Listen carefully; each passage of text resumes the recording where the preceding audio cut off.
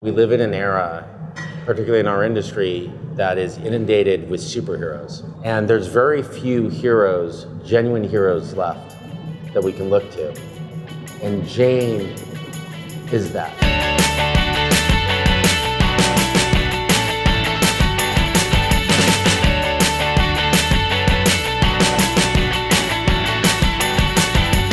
In 2014, National Geographic found about 140 hours of 16mm film that had been perfectly preserved in a storage facility for the last 55 years. When I looked at it for the first time, it seemed to me as an archivist to be possibly the greatest depository of 16mm film outside of NASA that I'd ever heard of or encountered. And that's not even taking into account Jane's inspirational story, her journey and everything, and that amazing sort of narrative of her life and those early days in Gombe. What we did today was basically a continuum of that original production. So in many ways, it's like a 55-year-old production. When I saw it, it was a very extraordinary feeling, which I find hard to put into words, because it took me right back again.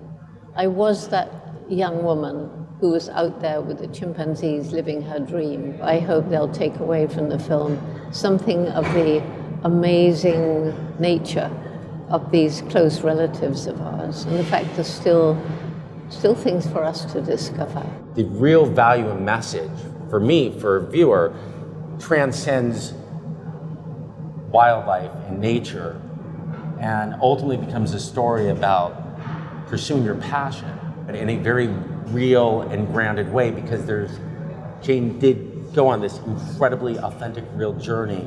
I was so lucky to have a mother who told me to follow my dreams, even though everybody else was laughing at a 10-year-old who wanted to go out to Africa when World War II was raging. We had virtually no money. Africa was far away, and I was just a girl. So I hope that that's a message that will resonate, and indeed it does. And people already have said to me, "Thank you, Jane, you taught me that because you did it, I can do it too." And hopefully this film will inspire even more young people. One of my favorite parts of the film is watching Hugo fall in love with you through the lens in what would have been cut in a 1965 documentary. But looking at it today, those are the moments we were looking for. And it's just an incredible thing to sort of witness, and it's all beautifully exposed. It's like perfectly exposed. And The other thing that should be mentioned is how much harder it was for Hugo with these rolls of film. Oh yeah. Which had to be pushed in and wound through, and the worry if you got 2 minutes left, do you use it up now and put a new one in case something magic happens? Or if you use up this 2 minutes and something amazing happens, then you have nothing to shoot it with. So it was very different in those days. And also, when Hugo had finished a roll, he couldn't look at it. He had to send it off to the Geographic and wait for maybe 3 weeks or more to hear whether it had worked. Was it exposed properly? He couldn't check on the spot. There was no way. This is the beauty of being the type of archival director.